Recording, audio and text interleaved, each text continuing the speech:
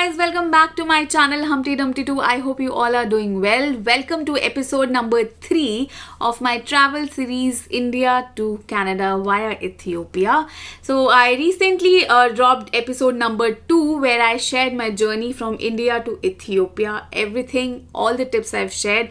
I'll leave a link to that video in the description box and I'll also leave a card on top. You can have a look at it later. Now let's get started with today's episode, which is all about travel from Ethiopia, that is Addis Ababa airport to Canada, Toronto in our case, and we will see the entire journey, how many security check-ins we had to go through, and once we landed in Canada, what happened there.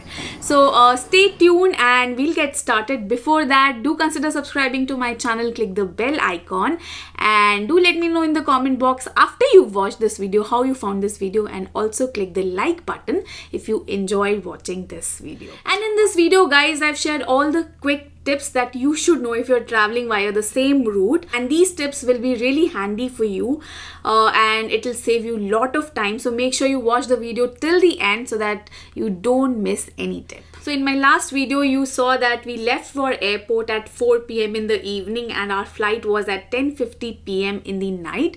We wanted to be early at the airport because we heard from a lot of people that there are a lot of hassles happening at the airport because a lot of people are traveling and things are not really organized. So we wanted to make sure we reach on time. We had all our documents with us, all the printouts ready with us. Tip number 1, like I said, it is important that you reach the airport on time. Our flight was late in the evening, but we reached the airport 5.5 hours before the travel time. That's what we did, and surprisingly, like I said, what we heard from a lot of people, the queue was too long. We already could see that people were standing in the queue starting 11 a.m. in the morning. There were so many people, and I think we were the last ones in the queue standing there, and nobody knew what was happening.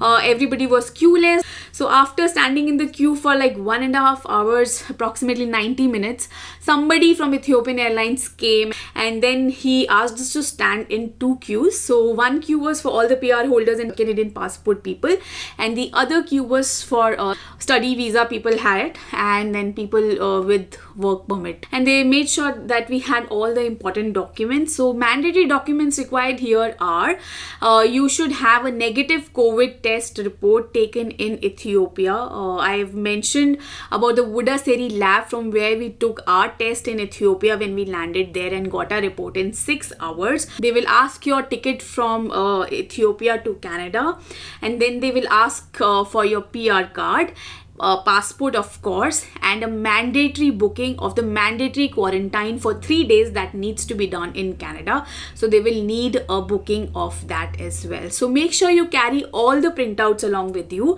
and don't take any risk of showing the soft copy or anything. The best part was there was no weighing of the luggage, be it was check-in luggage or hand luggage. There was no conscious checking happening. So this is something I really like. They did not bother to even weigh our luggage, hand luggage. So we went to the immigration officer, very chilled out process. In fact, they did not even take a photograph of ours. So basically they asked us for our passport and the boarding pass, and within 30 seconds he put the stamp and then asked us to go and clear the security. It was as simple as that. So after you clear the immigration, there is 4 level security guys. So 4 times you will have to go through the security check. All the documents, everything will be validated. So opening your bag, taking out laptops, your camera, all your gadgets and everything, and doing it 4 times, it's really annoying.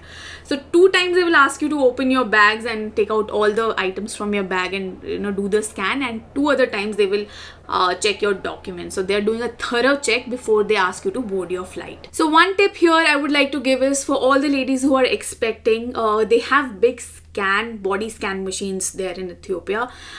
It is there at all the airports. In fact, it was there at Delhi airport also. You can strictly tell them that you are not going to take the body scan because you're not supposed to get into an x-ray machine like that, and they might not understand initially what you're saying. You can tell them that you're pregnant, you're expecting, and they'll ask you, no, it's fine, we take the responsibility.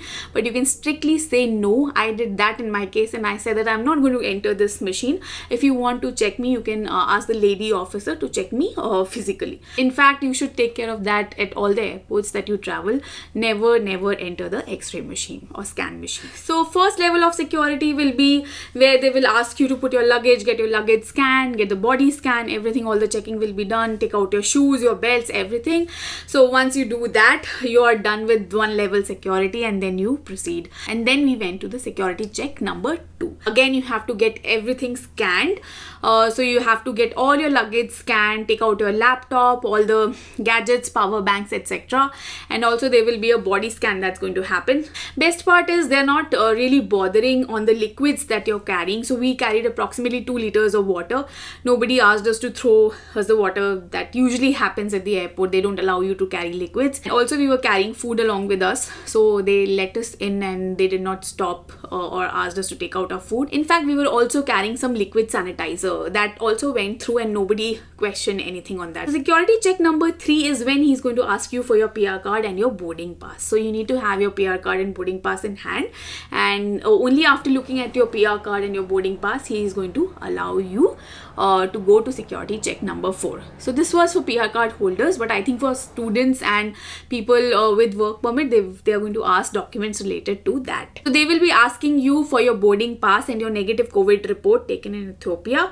Once you show it to them, then they will let you in, and you can just wait in that area till the time boarding starts. So in the flight, they will provide you with the pillows, a blanket, and also a small kit which contains, I think, toothbrush, toothpaste, a pair of socks, and an eye mask for you to relax. A quick tip here is, if you're expecting, then please make sure you don't take a seat which is next to the emergency gate. That happened in my case. The check-in counter lady assigned me a seat that was next to the emergency gate, but thankfully there was this air hostess who came to me and she said that you can't take this seat, and she asked me to swap the seat with somebody. So she made sure that I am not sitting in the emergency seat, and I switched to the other seat. So she requested someone and I swapped the seat. It was a long flight for 16.5 hours, and the flight stopped in Dublin. It stopped for 45 minutes for refueling of the tank. They will provide you 2 full meals. I think one time we got biryani, the other time we got some rice and curry with regular sides, and then they will serve you tea, coffee, snacks in between. Another tip for ladies here is, please do carry P-Safe along with you. I carried it along with me because when you need to go to washroom, it's easy to avoid touch points, and you can easily use P-Safe. I really like this product. It's not a promotion or anything that I'm doing. It's a conscious feedback that I'm providing you, and it really helps for all the ladies. So make sure you carry a packet of P-Safe. It'll be handy with you and it'll be very useful. Now in the flight, they will provide you 3 forms before you land in Canada. One will be a declaration form, then another will be a COVID form, and then another will be another traveler information form. So you have to fill these forms and show at the airport when you land in Canada. So declaration form is for one family. If you are 4 members or less, then you can use the same declaration form, but the other 2 forms are for 1 person each. So immediately after the flight was landed and we deboarded the flight, we went to the immigration counter. There were 4 checks here. So first thing is, you have to scan your PR card and your self-declaration form that you got in the flight. So basically there are kiosks, self-help kiosks. Of course, there's staff to help you out there. So you just scan your PR card and you scan your self-declaration form, and then it'll give you a printout of the declaration form itself. After that, you will move to the immigration counter where the immigration officer will ask you documents like show your negative COVID test report, and then show your boarding pass and show your mandatory hotel bookings. He'll look at that, and also he'll ask for your PR card, and he'll ask you to join another queue. That is the queue where there are a lot of questions are happening, and they're really validating if all your bookings are fine, everything is fine. She asked us for our hotel booking, 3-day mandatory quarantine hotel booking, and for everyone she was actually calling the hotel and checking if the person had made the booking. So it's not that you can just show them any booking. They're going to validate, call the hotel to confirm if the booking is authentic. So in our case, because we tested COVID positive 14 days prior to our travel, we were exempted from 3-day mandatory quarantine. She also asked us to show the negative COVID test report that we have from India, where we tested positive and then tested negative 14 days prior to our departure. So if that is your case, then make sure you carry the printout of those reports as well. She also mentioned that we don't need to take the mandatory COVID test at the airport now because we already tested COVID positive. We can directly go to the baggage counter, collect our luggage, and then we can directly leave for the hotel. So we don't need to take any COVID test or anything like that. We are exempted from that. So if that is your case, make sure you tell the officer at that time. They understand this process and they're going to get you free from the mandatory quarantine and then COVID tests, etc. So there was, I think, another couple who was in the similar situation as us, and for them also they easily understood and they asked them to not to take COVID test and directly go to the 14-day quarantine place. We took our taxi from airport to hotel. So you have to take care of all your luggage when you get down at the hotel.